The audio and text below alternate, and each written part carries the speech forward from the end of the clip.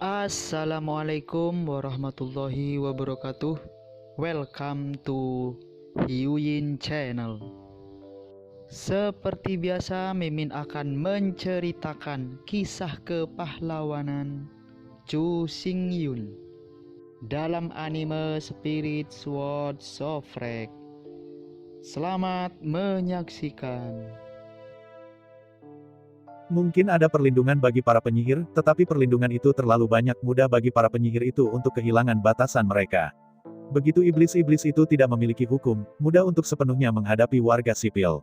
Pada saat itu, perlombaan iblis benar-benar kacau. Melihat Zhu Hengyu dengan kagum, Kapten Patroli mengirimkan penghormatan yang tulus. Sangat sopan bertanya apa yang terjadi, sangat sabar, sangat hormat. Menghadapi pertanyaan dari pemimpin patroli, Zhu Hengyu tidak menyembunyikannya. Katakan yang sebenarnya tentang apa yang Anda temui hari ini. Mendengarkan deskripsi Zhu Hengyu, pemimpin patroli itu tidak terlihat pahit. Hanya dalam sekejap pemimpin patroli menghakimi. Jelas, Zhu Hengyu ini jelas merupakan setan baru, jika tidak pakaian mewah apa yang harus saya beli. Memang, pakaian mewah dapat dihargai oleh orang-orang tanpa diremehkan. Tapi tidak peduli seberapa mewah pakaiannya, itu tidak lebih dari pencatut penuh bau tembaga. Aku benar-benar ingin orang memperhatikan, pakai saja lencana besi hitam ini di dadamu. Setelah lencana besi hitam muncul, bahkan jika Zhu Hengyu mengenakan karung, tidak ada yang berani meremehkannya. Tidak ada yang berani berbicara buruk padanya. Ambil barang hari ini sebagai contoh. Sebagai ganti monster-monster ganas itu, aku takut mereka akan menghunus pedang dan membunuh semua orang di toko itu. Sekarang iblis tidak akan memakan gas semacam ini. Tidak mungkin bagi departemen militer untuk menghukum iblis karena hal seperti itu. Anda berani menunjukkan hidung iblis di depan umum dan memarahi orang lain karena sakit. Kemudian iblis seperti api yang berapi-api, membunuh seluruh keluarga Anda tidak lebih dari darah. Karena Anda provokatif, Anda harus menanggung akibatnya. Anda tahu, dalam jutaan tahun yang menyakitkan, lebih dari 300.000 setan mati di guillotine. Ada lebih dari 200.000 orang yang tidak bisa membantu tetapi melakukan kejahatan kematian karena hal-hal seperti hari ini. Yang disebut, guru yang tidak pernah melupakan masa lalu. Karena hal semacam ini, Demon Rache telah jatuh dari tuan yang menghancurkan medan perang ke situasi di mana ia hampir hancur. Bayangkan, orang-orang di departemen militer tidak cacat mental. Bagaimana bisa ditoleransi? Dan yang terburuk adalah, setan akan bertahan, apakah Anda masih mengirim seseorang untuk membunuh? Dipukuli di jalan. Siapa yang memberi mereka keberanian? Jika semua berjalan seperti ini, bisakah iblis itu masih ada? Apakah martabat orang bodoh begitu menyinggung? Setelah merekam pengakuan Zhu Hengyu, pemimpin patroli tidak berani menduduki waktu Zhu Hengyu. Setelah mencatat alamat kontak Zhu Hengyu, dia membiarkan Zhu Hengyu pergi. Kemampuan Zhu Hengyu untuk bekerja sama dengannya untuk membuat catatan sudah dilakukan. Bahkan jika Zhu Hengyu mengabaikannya dan berbalik dan berjalan pergi, tidak ada cara bagi pemimpin patroli. Belum lagi Zhu Hengyu tidak membunuh, atau melanggar hukum militer. Bahkan jika dia membunuh 6 orang ini, selama dia membayar 6.000 poin militer, dia bisa sepenuhnya dibebaskan. Menonton Zhu Hengyu pergi jauh-jauh, senyum pemimpin patroli itu secara bertahap menyatu. Jika seorang anggota iblis dihina dan dihina, lalu, sebagai prajurit biasa di bawah komando iblis, bukankah mereka rendah hati ke dalam debu? Jangan melihat keagungan pemimpin patroli itu terlihat menakjubkan. Tetapi pada kenyataannya, pemimpin patroli ini hanya seorang jenderal 10 orang. Atasan langsungnya hanya 100 orang yang persis sama dengan Zhu Hengyu. Sekarang, masalah ini jatuh ke tangannya. Jika dia tidak menghadapinya, apa yang akan terjadi? Apa yang akan dia pikirkan tentang bosnya? Dan faktanya, ada kasus-kasus seperti itu. Pada masa itu, jutaan tahun kegelapan. Lebih dari 200.000 setan akan dipancung karena ini. Mulai sekarang, jika Anda belum menemukan solusi yang jelas, maka bukankah setan semua babi? Siapa yang bisa menjadi pesulap yang sederhana? Tidak terburu-buru pergi. Pemimpin patroli setan pertama kali melakukan penyelidikan terperinci di toko-toko di sekitarnya. Menghadapi penyelidikan oleh militer, tidak ada yang berani berbohong. Alasan untuk ini adalah bahwa sekali hal melibatkan departemen militer dan iblis, mereka benar-benar berbeda. Begitu seseorang berani bersumpah palsu setan, maka setelah diverifikasi, itu pasti akan memenggal kepala publik. Menjadi sumpah palsu untuk menjebak iblis, dianggap sebagai pemberontak. Setelah mengkhianati ras iblis, tidak hanya dia akan dipenggal. Bahkan anak dan cucu mereka akan terlibat. Setelah dinyatakan bersalah, kemudian sebagai pengkhianat dari Demon Rache, mereka tidak hanya akan mati sendiri. Yang paling serius adalah anak-anak dan cucu-cucu mereka tidak memiliki ikatan magis sama sekali. Bahkan, di antara leluhur Gao Pengyi, Jian He, dan Zheng Xiaoyu, mungkin ada pengkhianat dari Mozu. Kalau tidak, afinitas sihir tidak mungkin lebih rendah dari kelas 3. Berhadapan dengan penyelidikan pemimpin patroli, tidak ada yang berani berbohong. Lagi pula, terlalu mudah untuk mendeteksi verifikasi palsu. Begitu banyak toko di sekitar, begitu banyak pejalan kaki. Sebagian besar orang tidak berani mengambil risiko hidup mereka, atau bahkan menyalahkan anak-anak dan cucu-cucu mereka, dan bersaksi palsu terhadap iblis. Terlebih lagi, semua orang tidak tahu apa yang terjadi, dan mereka tidak memiliki persahabatan dengan korban. Bahkan jika mereka cacat mental, mereka tidak akan bersumpah palsu saat ini. Ketika kesaksian Anda berbeda dari kebanyakan orang lain, itu harus diselidiki. Hanya sedikit investigasi yang dapat membuktikan bahwa Anda telah bersumpah palsu. Setelah ini terjadi, tidak hanya dia akan dipenggal, tetapi juga anak-anak dan cucu-cucunya akan disalahkan selamanya. Setelah menyelidiki apa yang terjadi di sini, pemimpin patroli menggelengkan kepalanya tanpa sadar. Jelas, orang-orang ini diadu oleh Zhu Hengyu. Dalam pandangan pemimpin patroli, Zhu Hengyu adalah murni babi dan harimau. Jelas ada lencana besi hitam, tapi dia menolak untuk memakainya. Kalau tidak, pinjamkan 100 nyali dan jangan berani memprovokasi iblis. Mereka yang bisa merebut buah sihir kuno yang sepi harus memiliki kekuatan tubuh sihir 50 tingkat.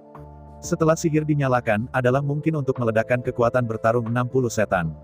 Keberadaan tirani semacam ini telah mampu bersaing dengan beberapa penyamun. Faktanya, keenam orang ini benar-benar dipukul oleh Zhu Hengyu dan semuanya dirobohkan.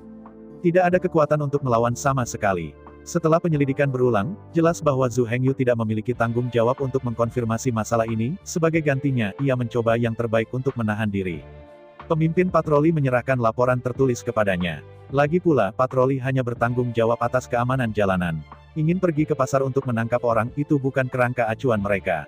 Setelah menerima laporan tertulis, Departemen Militer dengan cepat merespons. Konfirmasikan bahwa semua kesaksian itu benar dan valid, dan semua sidik jari telah ditekan.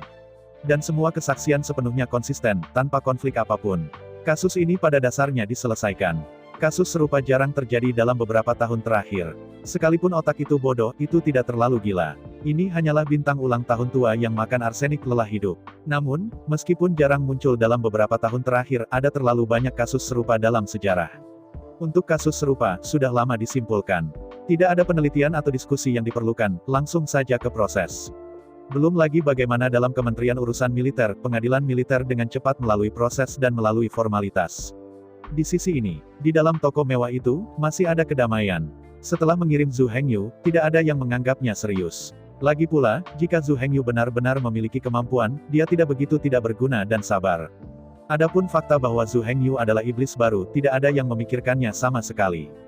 Jika itu benar-benar iblis, maka Anda cukup mengeluarkan lencana, semua orang akan berlutut secara langsung. Setelah petugas perempuan menghela nafas, dia terlihat tegak. Tidak mencerminkan kesalahannya sama sekali. Secara keseluruhan, petugas wanita itu benar-benar salah memahami Zhu Hengyu. Pikirkan Zhu Hengyu sebagai pelanggan yang ceroboh yang sangat mematikan. Dari sudut pandang ini, meskipun petugas wanita itu salah, dia dibenarkan. Jika dia tahu dia salah, dia akan meminta maaf pada waktunya. Dengan kemurahan hati Zhu Hengyu, selama dia cukup tulus, dia masih akan memaafkannya. Tapi yang terburuk adalah, bahkan jika dia tahu dia salah, dia tidak dengan tulus meminta maaf. Bahkan jika saya meminta maaf secara lisan, saya sangat tulus dalam sikap saya. Bahkan Zheng Zheng pun tidak memandang Zhu Hengyu. Permintaan maaf seperti itu, Zhu Hengyu akan aneh jika dia bisa menerimanya. Setelah tahu bahwa dia salah paham tentang Zhu Hengyu, petugas wanita itu masih menolak untuk meminta maaf. Sebagai gantinya, dengan mengandalkan kekuatan pemilik toko, dia memaksa Zhu Hengyu. Saya hanya tidak meminta maaf kepada Anda. Bagaimana jika Anda membunuh saya?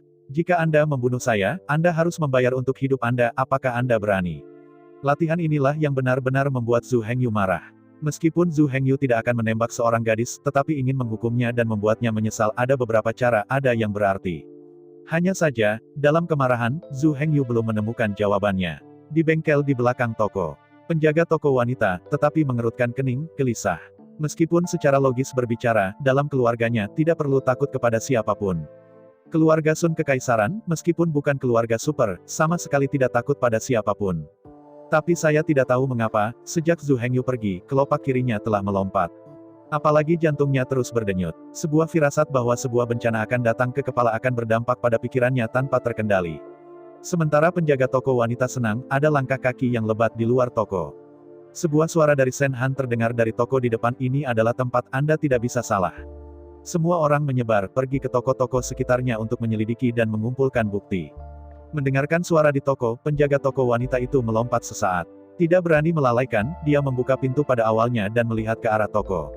Semua yang Anda lihat seperti sepanci air es yang mengalir. Seketika biarkan penjaga toko wanita merasa kedinginan.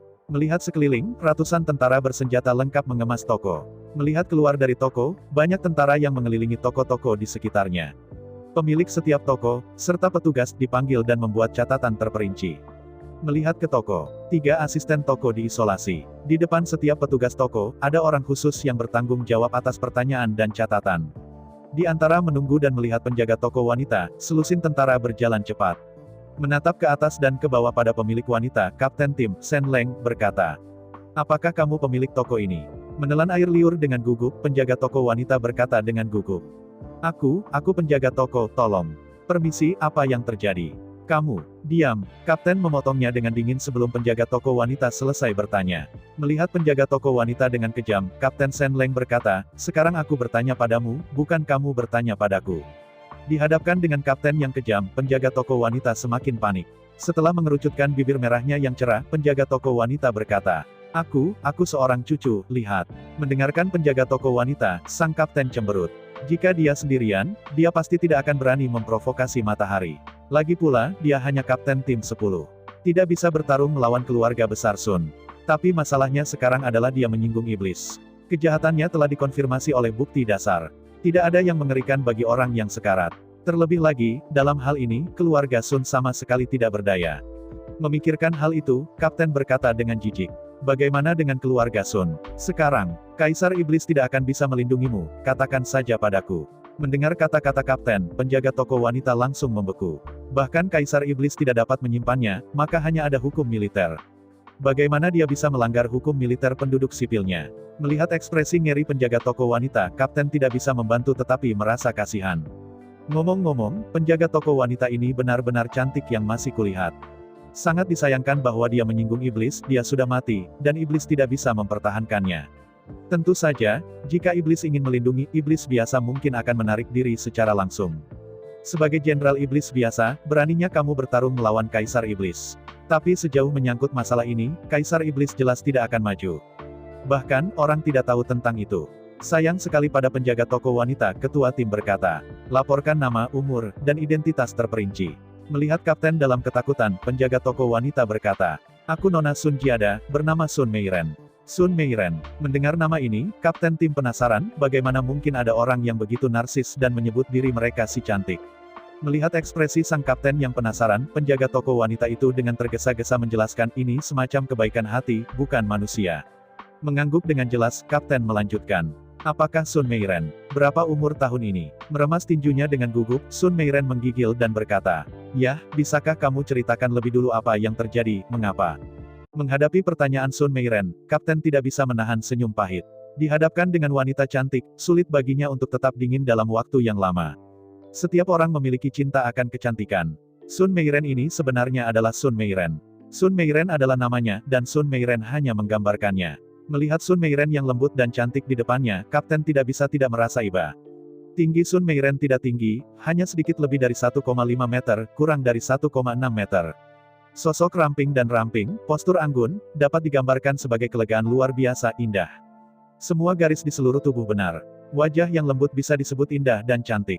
Terutama rambut hitamnya, indah, dan rambutnya panjang hingga pergelangan kaki. Itu membuat orang bergoyang. Jadi saya tidak melihat siapapun dalam kasihan, tetapi ditakdirkan segera. Dengan napas panjang, kapten jelas tidak bisa menahan pesona Sun Meiren. Apalagi pertanyaan yang diajukan oleh Sun Meiren tidak perlu dirahasiakan, ia berhak tahu. Berpikir sebentar, kapten tim berkata dengan suara yang dalam, "Pikirkan baik-baik, siapa yang menyinggung Anda hari ini?" Mendengar kata-kata kapten, Sun Meiren tidak bisa membantu tetapi merasa terkejut. Hanya ada satu pelaku hari ini. Lagi pula pagi ini, untuk saat ini, tidak ada bisnis. Ketika Zhu Hengyu pertama kali datang, bahkan tidak ada pelanggan di toko. Karena itu, jika waktunya terbatas untuk hari ini. Kemudian mereka hanya menyinggung Zhu Hengyu. Dengan matanya melebar, Sun Meiren berkata dengan tak percaya. "Maksudmu, dia?" Mengangguk diam-diam, kapten berkata dengan suara yang dalam. "Kamu tersinggung oleh Jenderal Iblis baru tahun ini, jadi kamu mengerti, jujur saja, jangan berjuang." Mendengar kata-kata kapten, Sun Meiren hanya merasakan otaknya meraung. Pesulap baru, itu terlihat sedikit ganteng, tetapi pria yang mengenakannya sangat biasa ternyata adalah setan baru tahun ini. Selesai. Sun Meiren tahu bahwa semua yang mereka lakukan untuk Zhu Hengyu, meskipun dosa tidak mematikan. Tapi karena Zhu Hengyu telah mengerahkan kekuatannya, maka mereka tidak akan mati, aku takut mereka harus mengupas. Yang paling ringan harus dipenjara selama ratusan tahun. Melihat keputusasaan Sun Meiren, Kapten mendesah dengan kasihan. Dalam desahan, Kapten menggelengkan kepalanya dan berkata, hal terburuk yang harus Anda lakukan adalah mengirim seseorang untuk mengejarnya, atau bahkan jika Anda tersinggung, Anda tidak akan mematikan. Dosa tidak mati, memburu. Setelah mendengar kata-kata Kapten, mata Sun Meiren melebar. Menatap Kapten dengan tak percaya, Sun Meiren membentak, apa yang kamu bicarakan? Mengejar pembunuhan itu. Siapa pembunuhan itu? Siapa pembunuhan itu? Menghadapi pertanyaan tajam Sun Meiren, Kapten tiba-tiba mengerutkan kening. Melihat Sun Meiren dengan dingin, sang Kapten berkata, Anda tidak perlu memberitahu saya, keenam orang itu sudah mengaku, yaitu Anda membelinya dan mengejar Tuan Mo. Mendengar kata-kata Kapten, matahari Meiren tiba-tiba menyamar sebagai Venus. Benar-benar lelucon. Dalam analisis akhir ini hanya di toko, dan ada perselisihan dengan para tamu. Bagaimana dia bisa mengirim seseorang untuk mengejar? Apa yang terjadi pada keenam pria itu? Mengapa dia mengatakan bahwa dia membelinya? Dengan hanya sedikit merenung, wajah cantik Sun Meiren langsung menjadi pucat. Selesai, kali ini benar-benar selesai. Sekarang hanya ada 3 kemungkinan. Kemungkinan pertama adalah rencana pahit Zhu Hengyu. Kirim orang-orangmu sendiri, berpura-pura menjadi penjahat dan menjebak mereka. Namun, ini mungkin sangat kecil, dalam kapasitas Zhu Hengyu. Itu benar-benar menyakitinya, dan Anda tidak perlu melakukan ini. Bagaimanapun, keenam penjahat itu dinyatakan bersalah atas kematian dengan membingkainya, tetapi kejahatan langsung tidak bisa dihindari. Itu harus dikirim ke perbatasan untuk kerja keras, dan aku tidak bisa kembali dalam hidupku. Kemungkinan kedua adalah bahwa musuh Sun Meiren yang lain telah membeli keenam penjahat itu dan menanamnya untuk disalahkan. Ini mungkin, tetapi itu tidak besar. Anda tahu, setelah dihancurkan, adalah dosa untuk melakukan kejahatan dan menyalahkan iblis. Bukan hanya mereka yang ditanam dan dicuri yang akan dieksekusi, tetapi bahkan anak-anak dan cucu-cucu mereka akan disalahkan. Kemungkinan ketiga adalah bahwa keenam orang itu sama sekali bukan penjahat siapapun. Saat itu, di bawah amarah Zhu Hengyu, dia mengeluarkan kantong besar batu energi sihir unggul di depan umum. Ketika kekayaan diekspos, mudah menjadi sasaran para penjahat itu. Kemungkinan ini tidak hanya besar, tetapi sangat besar. Untuk mengambil uang Zhu Hengyu, keenam orang itu pergi ke mereka tanpa izin. Setelah mengetahui identitas Zhu Hengyu, untuk menyelamatkan hidupnya, keenam orang itu memikirkan Sun Meiren secara langsung, dan tidak memberinya keraguan. Dengan cara ini, meskipun keenam orang itu tidak bisa lolos dari hukuman mati, setidaknya mereka bisa menyelamatkan nyawa. Yang disebut kematian lebih buruk daripada hidup. Memikirkan hal ini, Sun Meiren tiba-tiba tampak putus asa. Dia dapat bersumpah ke surga bahwa dia benar-benar tidak menemukan siapapun untuk membalas Zhu Hengyu. Bahkan ide ini belum pernah terjadi. Tapi masalahnya sekarang adalah tidak ada yang akan percaya. Dari sudut pandang para pengamat, dia benar-benar terlalu termotivasi. Pikirkan tentang hal ini, semua orang bahkan dapat memahami suasana hati dan perasaannya. Dapat memahami pendekatannya. Sangat disayangkan bahwa kali ini dia hanya menemukan tunggul keras. Menghina dan melecehkan iblis. Setelah itu, dia juga membeli seorang pembunuh. Kejahatan seperti itu, Sun Meiren benar-benar mati. Seperti yang dikatakan Kapten, bahkan Kaisar Iblis tidak bisa mempertahankannya. Saya memikirkan pertemuan tragis yang akan saya hadapi. Sun Meiren itu hanya merasa bahwa Venus ada di depannya. Tubuhnya bergetar beberapa kali, dan sebelum matanya hitam, Sun Meiren hampir pingsan. Namun, kekuatan Sun Meiren ini tidak rendah, peringkat tubuh sihir hampir 50. Karena itu, betapapun sulitnya, Anda tidak akan pingsan. Dan di sisi lain, petugas wanita yang berteriak pada Zhu Hengyu takut kencing. Perhatikan, kencing di sini bukan kata sifat. Petugas gadis itu benar-benar takut untuk buang air kecil. Itu adalah penyihir kuno yang bertugas menginterogasi petugas wanita. Tampar, dalam tepuk tangan yang renyah, iblis tidak akan peduli dengan pria dan wanita. Di matanya, hanya ada penjahat, tidak ada pria dan wanita. Dengan tamparan, pipi panitera wanita itu langsung membengkak, dan dia gelap dan gelap. Sebagai iblis, rekan-rekannya dipermalukan oleh seorang pegawai wanita. Itu tidak tertahankan. Jika Anda tidak memberinya sedikit warna untuk dilihat, apakah itu benar-benar menjengkelkan. Meskipun petugas wanita tidak tahu identitas Zhu Hengyu, dia bisa mengekspor. Tapi siapa yang peduli dengan apa yang Anda lakukan? Iblis hanya akan tahu bahwa dia memang tidak menghormati iblis. Apakah itu terang atau tidak, itu adalah kebebasan iblis. Terlepas dari apakah iblis itu cerah atau tidak, orang biasa tidak dapat memprovokasi mereka. Setelah mengatakan itu, apakah itu berarti bahwa orang-orang bukan setan, sehingga Anda layak dihina dan dianiaya? Melalui investigasi dan pemahaman, Zhu Hengyu, tidak ada yang salah dengan semuanya. Kata-kata dan perbuatan dapat disebut sebagai contoh iblis. Sepanjang proses, petugas wanita ini telah memarahi orang. Di mulut Zhu Hengyu, bahkan kata kotor pun tidak keluar. Kalimatnya yang paling serius tidak lebih dari itu, jika Anda tidak memberi saya penjelasan, maka Anda harus memberi saya penjelasan. Tapi apa hasilnya? Akibatnya, orang-orang pemberani dan sombong ini bahkan membeli pengejaran yang membunuh. Maaf, apakah ada fa? Apakah ada hukum? Jika orang seperti itu tidak menghadapinya, bukankah balapan iblis akan kembali ke zaman kegelapan lagi? Bukankah kehidupan iblis tidak lagi dijamin lagi? Yang disebut tidak ada hubungannya dengan diri mereka sendiri, menggantung tinggi. Setelah semua tentang diri Anda sendiri, semua orang akan bergemuruh. Melihat petugas gadis itu dengan dingin, pesulap veteran berkata, apakah kamu tidak sanggup menanggungnya? Apa yang kamu miliki untuk membunuhmu? Apakah kamu benar-benar seperti tidak ada yang berani membunuhmu? Di antara kata-kata itu, iblis itu mengangkat tangan kanannya, dan kisetan gelap tiba-tiba keluar dari telapak tangan kanannya. Melihat petugas wanita itu dengan dingin, pesulap tua itu berkata, hari ini aku akan menun. Tidak memperhatikan wajah bengkak itu, petugas wanita itu membanting ke tanah dan memohon belas kasihan. Sangat disayangkan bahwa iblis mungkin membiarkannya pergi. Sudah lama sejak tidak ada yang berani menantang keagungan iblis. Sudah saatnya menggunakan zat besi dan darah untuk menghalangi mereka yang masih muda. Biarkan semua orang mengerti betapa serius konsekuensinya jika Anda memprovokasi iblis. Meskipun 1000 pangkat militer akan dikurangkan, sebagai pesulap tua, yang peduli pada 1000 pangkat militer. Dengan senyum dingin, iblis itu mengangkat tangan kanannya tinggi-tinggi, dan kemudian jatuh dengan berat di atas kepala petugas wanita. Dengan suara renyah, tangisan petugas wanita berhenti. Setelah mengguncang tubuhnya, dia jatuh ke tanah. Mata, telinga, mulut, dan hidung panitera wanita itu secara bertahap menumpahkan banyak darah. Tanah di sekitarnya diwarnai dengan darah merah. Berdiri di sana dengan dingin, iblis berkata dengan dingin, apa yang membuat mereka semua tertegun, menyeretnya ke arahku, dan melemparkannya ke kuburan massal. Menghadapi perintah iblis, beberapa tentara bergegas keluar dan menyeret tubuh petugas wanita keluar.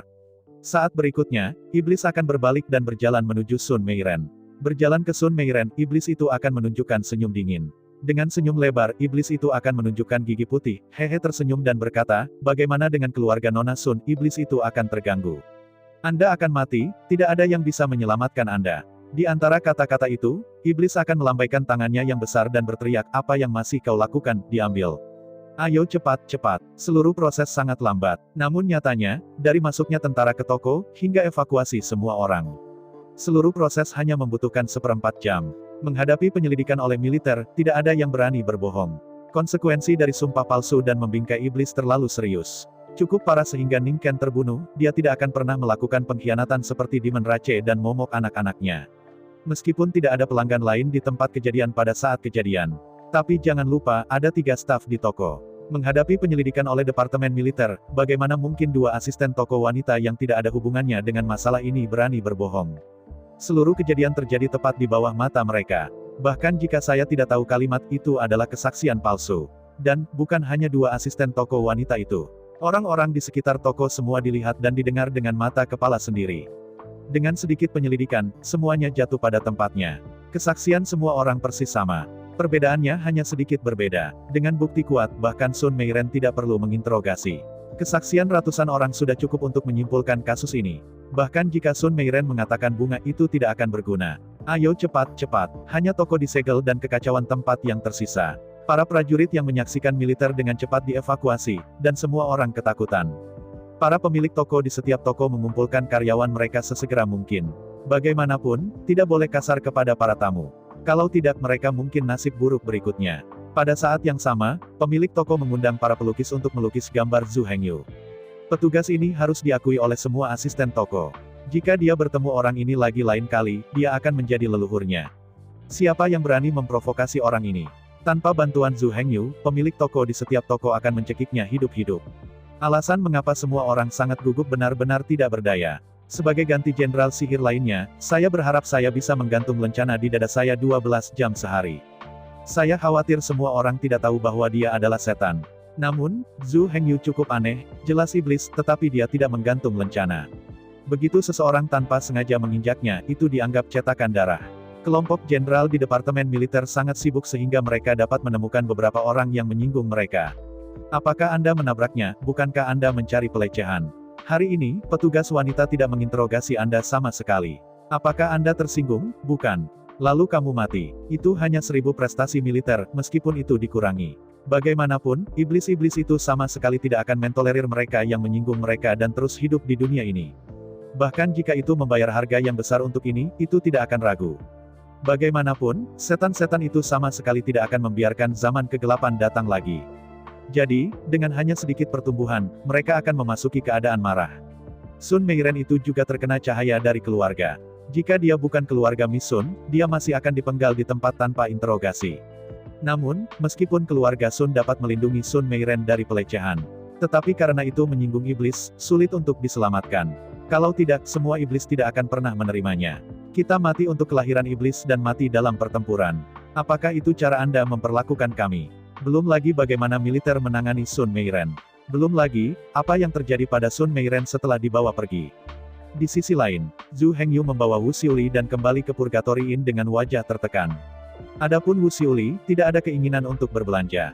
Bagi Wu Xiuli, selama pakaiannya hangat, rapi, bersih dan higienis, itu sudah cukup.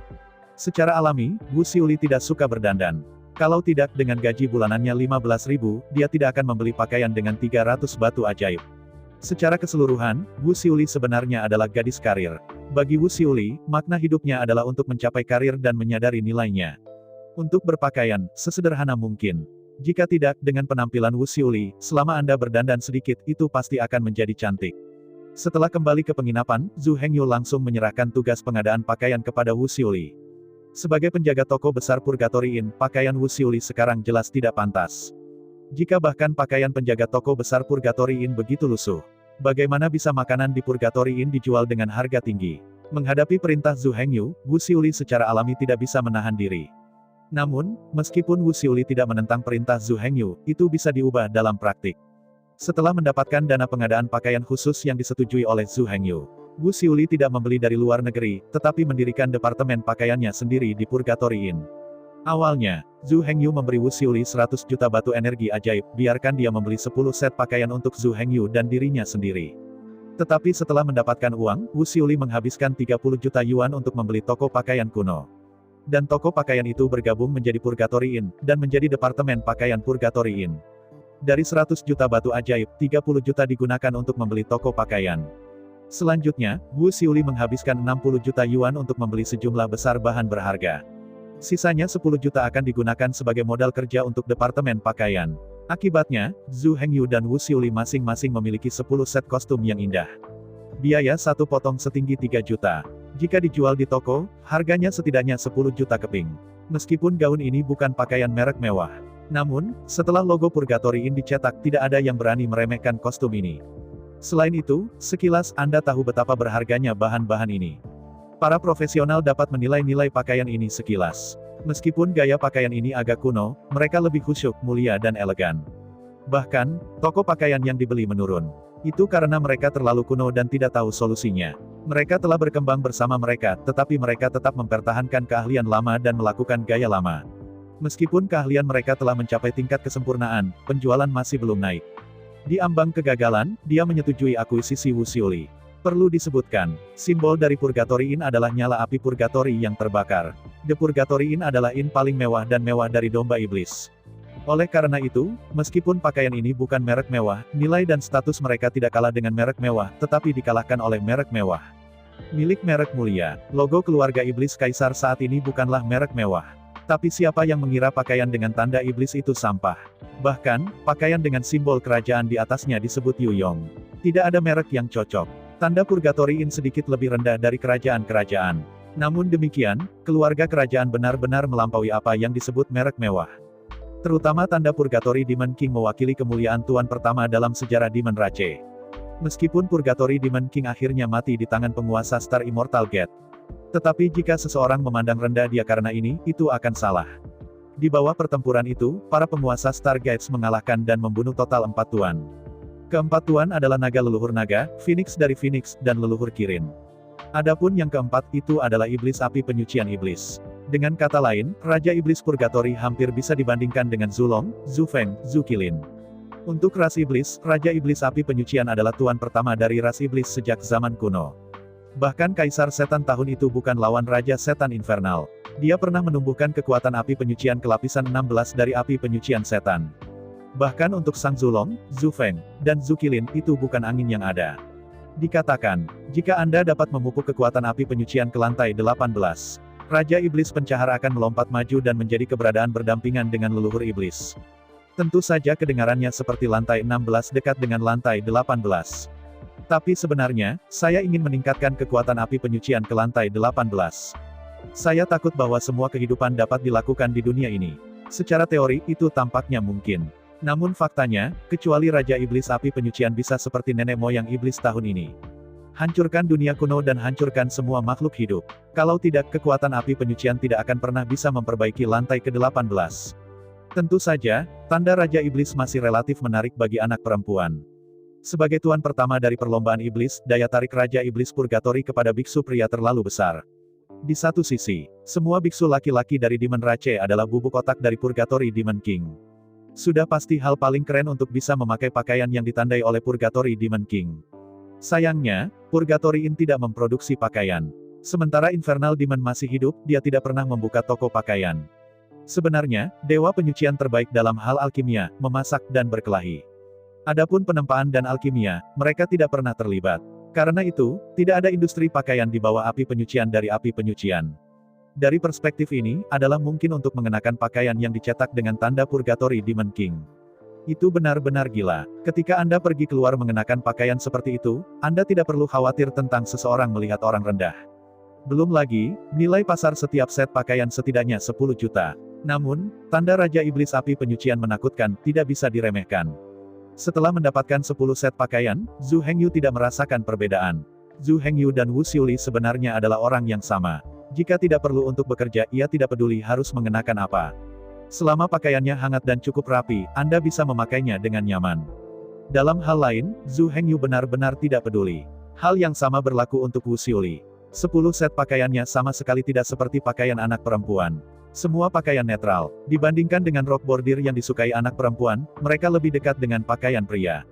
Secara keseluruhan, 10 set pakaian Wu Xiuli mirip dengan 10 set pakaian Zhu Hengyu. Hanya saja dada, manset, dan saku rok dihiasi dengan beberapa pola yang luar biasa dan sederhana.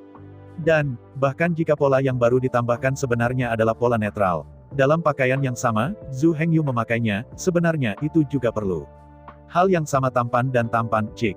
Setelah menyelesaikan masalah pakaian, Zhu Hengyu menjadi tenang dan bersiap untuk memulai alkimia.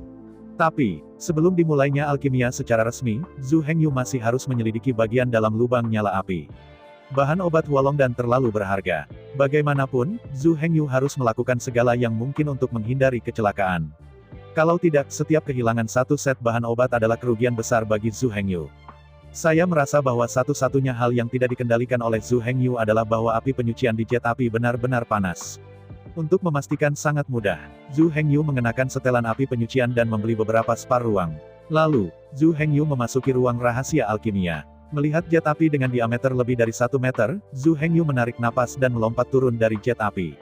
Meskipun Zhu Hengyu juga tahu, masih berbahaya untuk melompat seperti ini. Namun, Zhu Hengyu akan selalu memiliki keraguan jika dia tidak menyelidiki sumber api dengan hati-hati. Setelah membuat pil, pikiran tidak bisa terkonsentrasi, juga tidak bisa terlalu murni. Kurang lebih, saya selalu khawatir tentang apakah api sungguhan di api penyucian tiba-tiba akan berhenti meletus. Atau, apakah api sungguhan di api penyucian tiba-tiba melemah? Anda tahu, untuk alkimia, intensitas nyala api dan suhu tidak bisa lebih buruk. Bahkan sedikit perbedaan dapat memiliki dampak yang sangat besar. Setelah kualitas eliksir lebih rendah dari 8 produk, tidak ada cara untuk membedakan eliksir.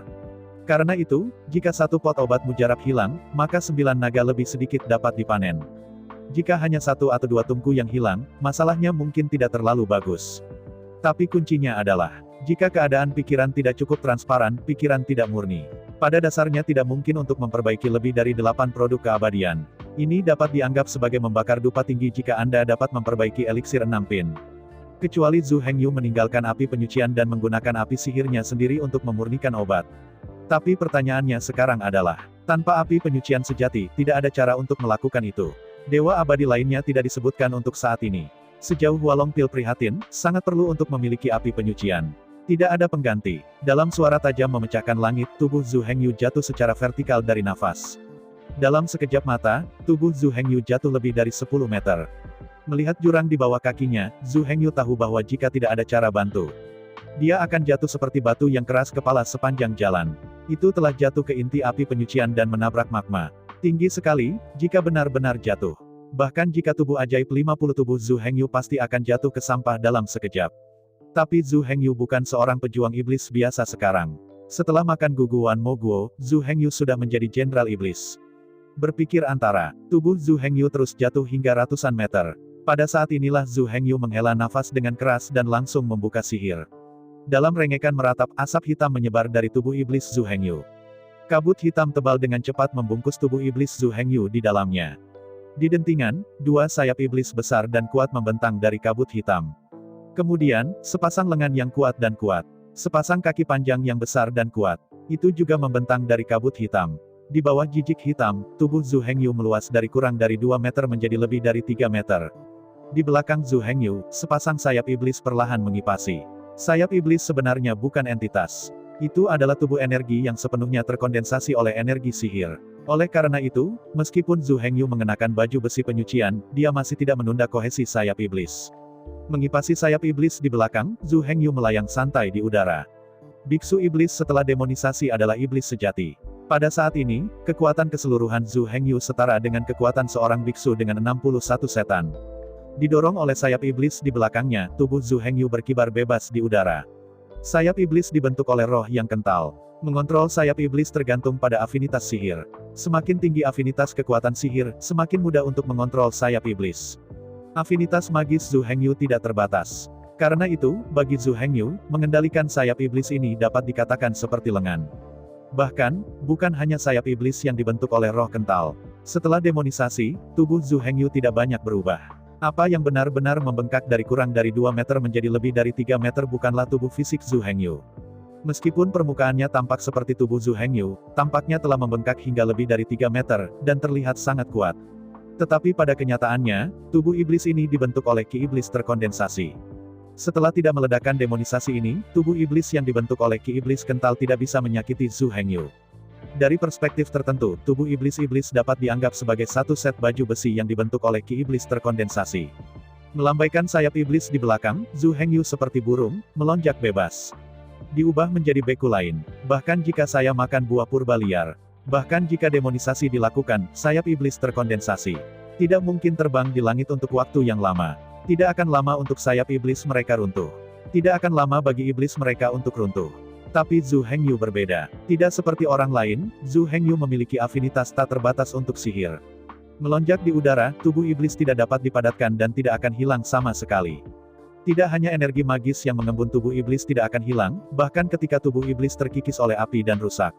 Energi sihir di udara juga akan secara spontan datang untuk dengan cepat memperbaiki kerusakan tubuh sihir. Merasakan keadaan tubuh iblisnya, Zhu Hengyu tidak bisa tidak terlihat kosong. Apa yang sedang terjadi? Benarkah, bisakah keadaan sihir dipertahankan untuk waktu yang singkat? Tapi sejauh perasaan Zhu Hengyu prihatin, tubuh iblis ini jelas bisa disimpan selamanya. Tidak hanya itu, bahkan jika tubuh iblis rusak, selama tubuh iblis tidak dihancurkan, ia dapat secara otomatis menyerap energi sihir di udara sekitarnya dan dengan cepat memperbaikinya. Ada ruang untuk kristal, dan Zhu Hengyu tidak khawatir tentang keamanan. Karena itu, satu sisi mendesak sayap untuk terbang di udara. Di satu sisi, Zhu Hengyu mengamati perubahan tubuh perang iblis. Tapi tidak peduli bagaimana Zhu Hengyu mengamati, tubuh perang iblis tetap dalam kondisi stabil. Ini benar-benar berbeda dari situasi yang dicatat dalam buku ini. Secara umum, berada dalam kondisi demonis tidak dapat dipertahankan untuk waktu yang lama. Secara umum, sudah jenius untuk dapat tetap berpegang pada 10 kali minat.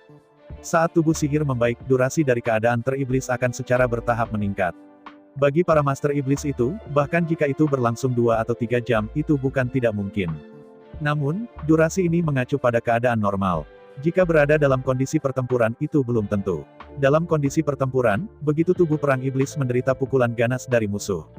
Bahkan mungkin putus dalam sekejap dan langsung keluar dari keadaan ajaib. Durasi tubuh perang iblis tidak sepenuhnya ditentukan oleh afinitas sihir. Itu juga tergantung pada apakah kekuatan serangan lawan cukup kuat. Jika kekuatan musuh terlalu kuat, itu bahkan dapat menghancurkan prajurit iblis dalam satu pukulan. Setelah tubuh perang iblis runtuh, itu langsung keluar dari keadaan teriblis. Mengaktifkan sayap iblis, Zhu Hengyu mendeteksi status tubuh perang iblis dalam keadaan teriblis. Di sisi jurang api penyucian yang tak berdasar, melayang bebas mengamati pemandangan di sekitarnya. Jurang api penyucian tak berujung ini menghadirkan bagian atas dan bawah yang meruncing. Di bagian atas jurang adalah jet api berdiameter 1 meter di dalam kamar alkemis iblis alkemis. Jet api bundar berada di bagian paling atas jurang. Dari sudut tertentu, jet api berdiameter 1 meter itu sebenarnya adalah kawah gunung berapi superaktif ini. Purgatory Inn terletak tepat di atas gunung berapi superaktif ini. Menyegel sepenuhnya gunung berapi superaktif yang menakutkan ini. Di bawah jet api bundar, ada jurang kerucut besar. Kedalaman jurang tidak diketahui untuk sementara waktu. Tetapi ruang jurang api penyucian benar-benar terlalu besar. Di bawah api-api penyucian yang menyala-nyala, Zhu Hengyu memeriksa sepanjang jalan. Setelah 3 hari 3 malam penjelajahan, Zhu Hengyu membuat penemuan yang menakjubkan. Jurang api penyucian ini tampaknya merupakan ruang berbentuk kerucut. Namun nyatanya, jurang api penyucian ini tidak berbentuk kerucut, tetapi harus berbentuk silindris.